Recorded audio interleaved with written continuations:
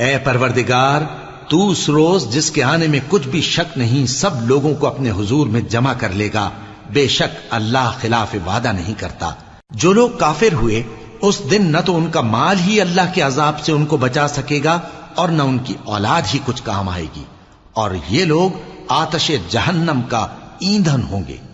ان کا حال بھی فرعونیوں اور ان سے پہلے لوگوں کا سا ہوگا جنہوں نے ہماری آیتوں کی تکذیب کی تھی، تو اللہ نے ان کو ان کے گناہوں کے سبب عذاب میں پکڑ لیا تھا، اور اللہ سخت عذاب کرنے والا ہے۔ اے پیغمبر، کافروں سے کہہ دو کہ تم دنیا میں بھی عنقریب مغلوب ہو جاؤ گے اور آخرت میں جہنم کی طرف اکٹھا کیے جاؤ گے، اور وہ بری جگہ ہے۔ تمہارے لیے دو گروہوں میں جو جنگ بدر کے دن آپس میں بھڑ گئے قدرت الہی کی عظیم الشان نشانی تھی۔ ایک گروہ مسلمانوں کا تھا، وہ اللہ کی راہ میں لڑ رہا تھا، اور دوسرا گروہ کافر